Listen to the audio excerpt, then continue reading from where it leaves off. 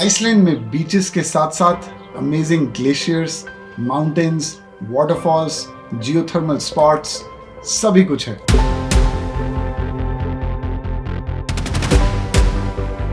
तो सब मिलाकर यहाँ पर इतने ज्यादा स्पॉट्स हैं कि अगर आप 1 या 2 महीने भी आइसलैंड में गुजारे और एक भी दिन गैप किए बिना घूमते रहें तो भी आप आइसलैंड की आधी से ज्यादा एक्टिविटीज एंड प्लेसेस कवर नहीं कर पाएंगे। एंड ऑब्वियसली सब जगहों पर जाना भी जरूरी नहीं होता, बट जो इम्पोर्टेंट जगहें होती हैं वहां जाना तो मस्ट होता है। और नॉर्मली लोग 1 या 2 हफ्ते के लिए यहाँ आते हैं, जिसमें इम्पोर्टेंट जगहों को कवर करने के साथ साथ ट्रिप हेक्टिक भी ना हो, इसकी प्लानिंग काफी जरूरी हो जाती है। क्योंकि आइसलैंड में काफी सारी एक्टिविटीज हैं करने को, बट इनमें से क्या करें और क्या ना करें में बहुत ही कंफ्यूजन होती है। तो मैं आपको इम्पोर्टेंट 7 कैटेगरीज के बारे में बताऊंगा जहां आपको जाना या करना चाहिए और आपकी सारी कंफ्यूजन को दूर कर दूंगा। तो एक पेन और डायरी अपने साथ ले लीजिए सो दैट आप ये सारी एक्टिविटीज एंड प्लेसेस अच्छे से नोट कर पाएं। ये वीडियो थोड़ी लंबी है तो एक कॉफी का मग भी साथ लेकर बैठिए। चलिए शुरू करते हैं।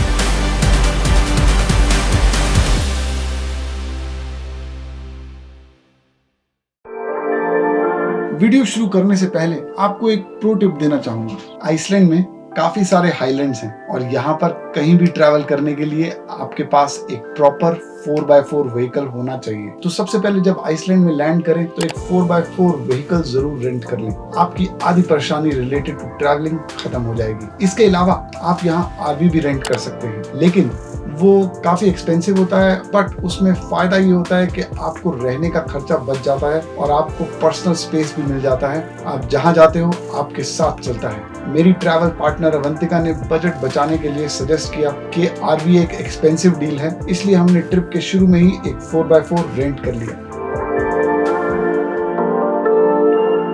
तो बात करते हैं सबसे पहली एक्टिविटी की, कैंपिंग। वैसे तो कैंपिंग करना काफी एडवेंचरस होता है, बट आइसलैंड में कैंपिंग करने के पीछे एक खास वजह है कि यहाँ पर अकोमोडेशन काफी कॉस्टली होता है। इसलिए मोस्टली लोग कैंपिंग करना ही प्रेफर करते हैं, जिससे एडवेंचर के साथ साथ थोड़े पैसे भी बच जाते हैं। यहाँ पर भर भर के कैंपिंग साइट्स हैं, बट बात कर लेते हैं कुछ इंपॉर्टेंट वंस की जहां आपको जाना ही चाहिए।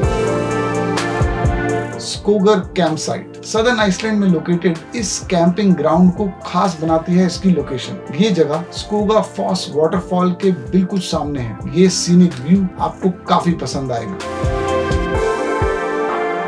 फजाल बाग नेचर रिजर्व चारों तरफ से पहाड़ों से घिरे लैंड मनलॉगर में लोकेटेड होने की वजह से ये जगह काफी पॉपुलर कैंप साइट्स में से एक है। Reykjavik eco camping mostly tourist Iceland की कैपिटल रेकविक में ही लैंड करते हैं और रेकविक इको कैंपिंग साइट यहाँ से पास होने की वजह से टूरिस्ट की पहली चॉइस बन जाता है। इसके अलावा यहाँ पर 200 से भी अधिक कैंपिंग साइट्स हैं और most of them are located on the coast and the ring roads. Extremely remote areas के साथ साथ ये प्रॉपर लोकेशंस में भी अवेलेबल हैं, जहाँ आपको सारी फैसिलिटीज मिल जाएंगी। यहाँ ऑलमोस्ट सभी कैंपिंग साइट्स पर आपको पे करना पड़ता है, क्योंकि इनमें आपको बेसिक फैसिलिटीज प्रोवाइड करी जाती हैं, पर यहाँ फ्री कैंपिंग साइट्स भी हैं, जैसे गाता कैंपिंग जो साउथ आइसलैंड में है। बाकी अगर आप कैंपिंग से रिलेटेड और कुछ जानना चाहते हैं तो मेरे चैनल पे आपको आइसलैंड में कैंपिंग पर बेस्ड एक पूरी वीडियो मिल जाएगी। Number 2, waterfalls. वैसे तो आइसलैंड में 10,000 से भी ज्यादा वाटरफॉल्स हैं, पर बात करते हैं कुछ पॉपुलर वाटरफॉल्स की। सेल्जा लैंड फॉस ये 60 मीटर ऊंचा वाटरफॉल आइसलैंड के साउथ रीजन में लोकेटेड है। ये एक स्टनिंग वाटरफॉल तो है ही, बट इसकी खासियत ये है कि आप इसके बिल्कुल करीब तक जा सकते हैं। इनफैक्ट आप इसके पीछे भी जा सकते हो। स्कोगा फॉस ये साउथ आइसलैंड में लोकेटेड एक बहुत ही खूबसूरत वाटरफॉल है जो 25 मीटर चौड़ा और 60 मीटर ऊंचा है। Due to amount of spray इस फॉल के पास आपको रेनबो देखने को मिल सकता है, और अगर आप लकी हुए तो 2 रेनबो देखने को मिल सकते हैं। Dettifoss, welcome to the most powerful waterfall of Iceland. इसकी चौड़ाई 100 मीटर है और ऊंचाई 44 मीटर है, जो एक अलग ही तरह का वाटरफॉल बनाती है। आप 10 मिनट की वॉक करके सेल्फॉस वाटरफॉल तक भी जा सकते हैं। इन सब के अलावा भी आप कई सारे वाटरफॉल्स विजिट कर सकते हैं, जैसे कि गल्फॉस, गोडाफॉस, बर्नाफॉस। और एक बात ये भी है कि कई सारे वाटरफॉल तो आपके रोड ट्रिप के दौरान रास्ते में ही मिल जाएंगे, जिनका शायद आपको नाम भी ना पता हो। Number 3, beaches. आप सभी जानते हैं कि आइसलैंड एक आइलैंड कंट्री है, तो नॉर्मल सी बात है कि यहाँ के एक्सटीरियर बॉर्डर्स बीचेस और क्लिफ से भरे होंगे। वोल्केनिक एरिया होने की वजह से यहाँ आपको बहुत से बीचेस की सैंड का कलर ब्लैक मिलेगा। रिन सफारा बीच। रिन सफारा बीच आइसलैंड की ब्लैक सैंड बीचेस में से बेस्ट मानी जाती है। आइसलैंड की एक खूबसूरत बिग विलेज के पास साउथ कोस्ट में लोकेटेड ये ब्लैक सैंड बीच काफी पॉपुलर है। यहाँ पर यूनिक बेसाल्ट रॉक स्ट्रक्चर्स भी हैं। इसी यूनिकनेस की वजह से यहाँ पर काफी सारी वेब सीरीज एंड फिल्म भी शूट की गई हैं, जैसे कि Captain America, Civil War, Star Wars, Game of Thrones etcetera.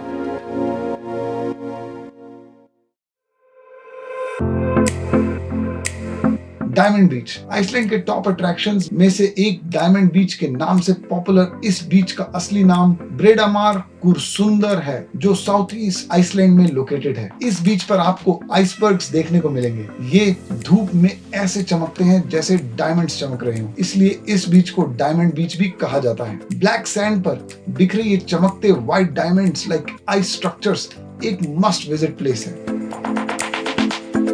सोलहे मसुंदर बीच। ये जगह आइसलैंड के साउथ कोस्ट में कटला नाम के वोल्केनो के एरिया में पड़ती है। ये वोल्केनो आइसलैंड के मोस्ट पावरफुल वोल्केनोज में से एक है। इसका लास्ट इरप्शन 1918 में हुआ था। यहाँ DC-3 नाम के एक प्लेन का मलबा मौजूद है, जो इस जगह को टूरिस्ट के लिए एक अट्रैक्शन पॉइंट बनाता है। आपने गेरुआ सॉन्ग तो सुना ही होगा। इस फेमस सॉन्ग के कुछ सीन्स यहाँ भी शूट हुए हैं। Number 4, hiking. नेचर को एक्सप्लोर करने का अगर कोई बेस्ट तरीका है तो वो है हाइकिंग। इससे आप उन जगहों पर भी पहुंच सकते हैं जहां आप किसी व्हीकल से नहीं जा सकते। आइसलैंड में ऐसी बहुत सी हाइकिंग ट्रेल्स हैं, जैसे कि वटनाजोकुल ग्लेशियर हाइक। वटनाजोकुल ग्लेशियर यूरोप का लार्जेस्ट ग्लेशियर है, जो 7900 स्क्वायर किलोमीटर में फैला हुआ है। इतने बड़े एरिया में हाइकिंग के दौरान आपको केव से लेकर कई बड़ी बड़ी दरारें देखने को मिलेंगी। मेरे अभी तक के किए गए सारे हाइक्स में से ये मुझे बेस्ट लगता है। प्रो टिप, एजेंसी से बुकिंग मैंडेटरी। जहां भी जाओगे हाइक करके ही जाना पड़ता है।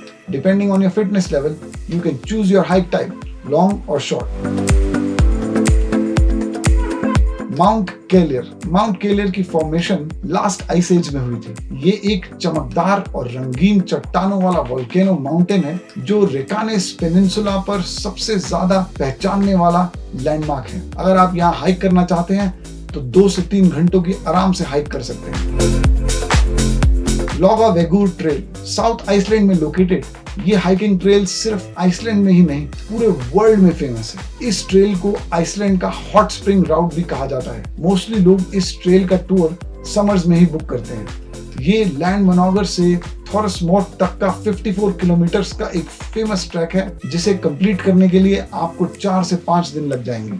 नेशनल ज्योग्राफिक इसे वर्ल्ड के टॉप ट्रेल्स में से रैंक देता है। यहाँ आप हॉट स्प्रिंग से लेकर ग्रीन वैली, ब्लैक डेजर्ट और कलरफुल माउंटेन्स वगैरह सब देख सकते हैं। प्रो टिप, यहाँ कैंपिंग जरूर करो। कैंपिंग साइट के पास हॉट स्प्रिंग में नहाना भी ना भूलें। इनके अलावा यहाँ और भी हाइक्स हैं, जैसे Svartifoss trail, Glymur waterfall trail, the Fimmvorduhals track etcetera. मुझे कमेंट में जरूर बताइए कि आपने आइसलैंड में कौन सी हाइक करी।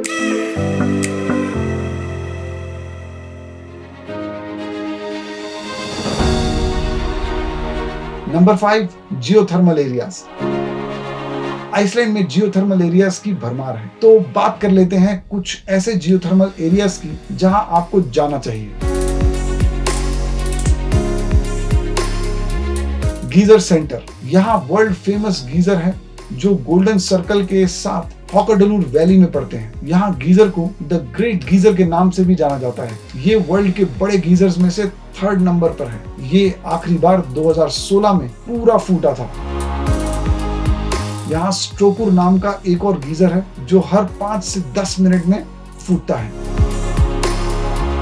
मायवाटन नेचर बाथ, ये मायवाटन लेक एरिया में पाए जाने वाले जियोथर्मली हीटेड पूल्स और स्टीम बाथ का सेट है। ये एक ह्यूमन मेड बाथ है जो 2004 में बनाया गया था। यहाँ 3 तरह के पूल्स हैं, cold, hot and super hot, और इसके अलावा 2 स्टीम बाथ भी हैं जो चर्निंग जियोथर्मल वाटर के टॉप पर हैं।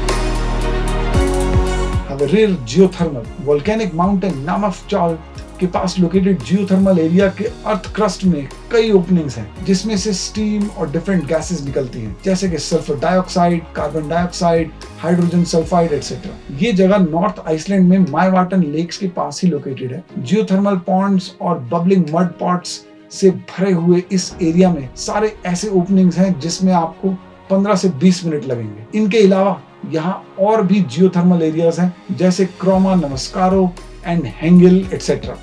Number 6, whale watching. हर साल लगभग 3.5 लाख विजिटर्स आइसलैंड में व्हेल वॉचिंग करने के लिए आते हैं। हुसाविक टाउन को आइसलैंड का व्हेल कैपिटल कहा जाता है। यहाँ आपको व्हेल्स की 23 स्पीशीज देखने को मिल सकती हैं, जिसमें से हम्बैक, मिंके एंड ब्लू व्हेल दिखाई देने के चांसेस ज्यादा रहते हैं। वैसे तो यहाँ पर साल भर व्हेल्स देखने को मिलता है, पर अप्रैल से अक्टूबर बेस्ट सीजन माना जाता है। Number 7, other popular activities. Video की शुरुआत में ही मैंने आपको कहा था कि यहाँ पर एक्टिविटीज एंड प्लेसेस की कमी नहीं है। आप कितना भी टाइम लेकर आइसलैंड जाओगे, आपको टाइम कम ही पड़ेगा। तो बात कर लेते हैं उन प्लेसेस की। ब्लू आइस केव, वटनाजोकुल नेशनल पार्क में लोकेटेड ये आइस केव एक अलग ही एक्सपीरियंस देता है। बाहर से देखने में इस केव का कलर ब्लैक दिखता है क्योंकि ऐसे वोल्केनिक एरिया में एशेज एंड डस्ट से आइस कवर हो जाती है। इन केव्स की खासियत ये है कि ये मेल्ट एंड देन फ्रीज होकर हर कुछ दिन में अपनी शेप बदल देती है। क्रेटर एक तरह का गड्ढा होता है जो यूजुअली सर्कुलर शेप में होता है। आइसलैंड में वोल्केनिक इरप्शंस होते रहते हैं जो इन क्रेटर्स को जन्म देते हैं। आइसलैंड में इस तरह के कई सारे इरप्शंस हुए जिनसे ये क्रेटर्स फॉर्म हुए हैं और टूरिस्ट के लिए घूमने का एक प्लेस बनाते हैं, जैसे कि क्राफ्ला क्रेटर, क्लियर ब्लू वाटर से भरा।